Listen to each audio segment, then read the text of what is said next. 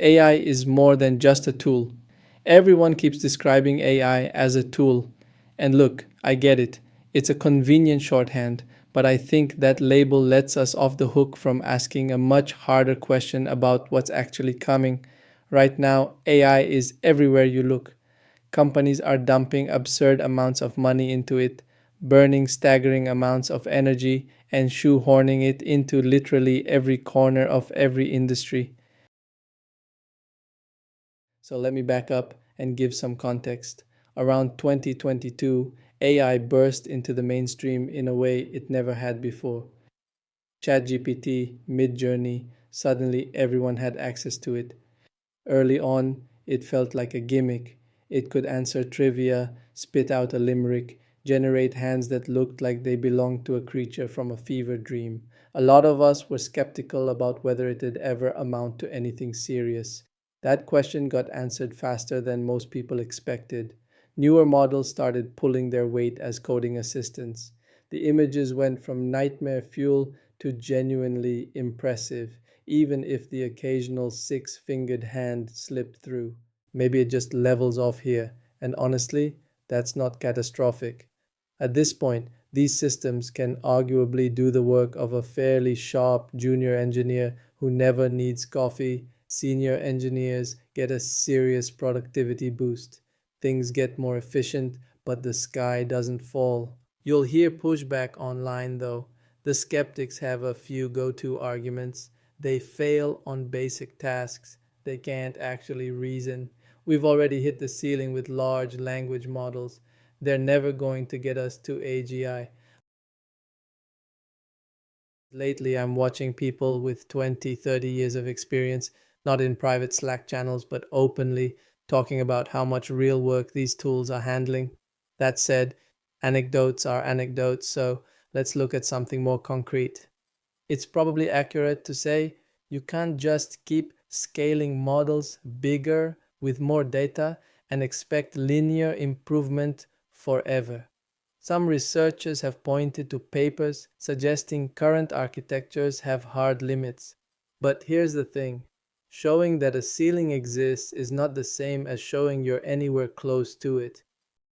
There's a chart from METR, Model Evaluation and Threat Research, that tracks how frontier AI models perform on task completion time horizons, measured at a 50% success rate. The way to read it, GPT 3.5 could handle a task that a human expert would knock out in about 30 seconds, half the time.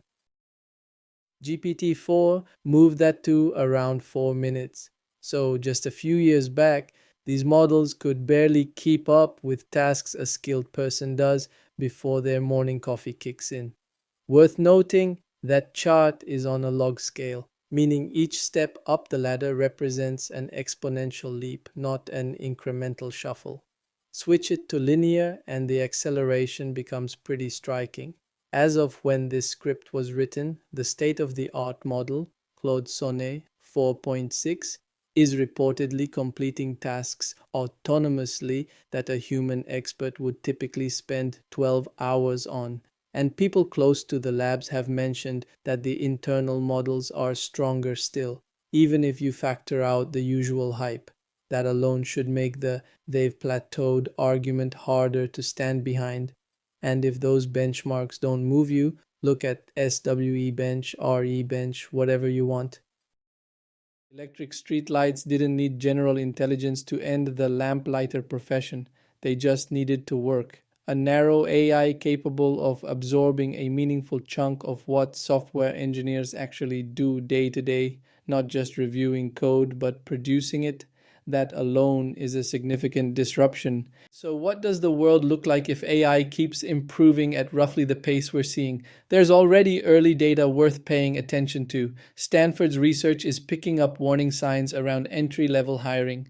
Signal Fire's State of Tech Talent report is pointing in a similar direction. Nothing is absolutely definitive yet, but the pattern is visible. Tools like Claude or Codex are functioning at the level of a capable intern or a very new hire. Fixing bugs, planning, and executing smaller features, that territory is increasingly covered. Where they fall short, is in higher order thinking, system design, architectural judgment, navigating the messy realities of a real code base for now. But what does it mean when a senior engineer with access to AI? Think of it as a career ladder.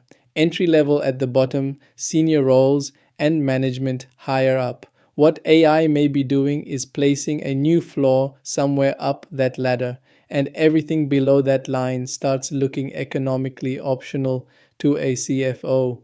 The problem isn't just job loss, it's that junior roles are the training ground. That's how junior engineers become senior ones, by wrestling with real problems, getting feedback, building judgment over years. If that pipeline gets disrupted, expertise doesn't vanish immediately, but it stops replenishing. It's already almost impossible to find a seasoned COBOL developer. Institutional knowledge has a shelf life, especially in gaming. The dream being sold is the solo developer with AI filling every role you can't fill yourself. Can't draw? AI's got you. Can't compose music? Done. Learn the tools, plug them in, and watch your output multiply. Here's the catch: if AI hands you a 5 times productivity boost, that's huge. For you personally, right now in isolation, but everyone around you has access to the same subscription. Your competitors get the same multiplier. So collectively, the baseline just shifts. That 5 times gain doesn't become a raise, it becomes the new expectation. Consumers and employers pocket the benefit. You're left running harder to stay in place. I'm not arguing against using these tools. They genuinely do remove real friction.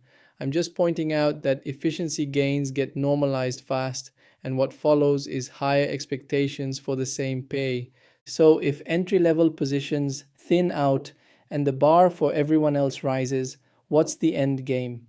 The popular answer is that we all become AI orchestrators, guiding the model, making the big decisions, steering the architecture.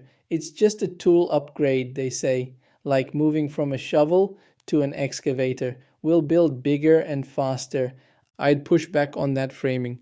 The excavator analogy works when you're automating one narrow task, moving dirt, while humans still run every other part of the operation. What we're talking about here is closer to a machine that digs the foundation, pours the concrete, frames the walls, and has a roadmap to do the plumbing and electrical too.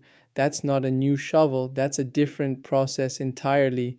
The whole act of making software is being automated from end to end. That's not a tool change, that's industrialization. And when something gets industrialized, history gives us a pretty clear template. Look at shoemaking. The transition from handcraft to factory took several decades, but it was thorough. Consumers got cheaper, more consistent products. Cobblers didn't all disappear, but their numbers shrank dramatically. And with that being said, we've come to the end of the video. Huge thanks to everyone supporting the channel. Don't forget to subscribe if you're new, and I'll see you all in the next one. Much love.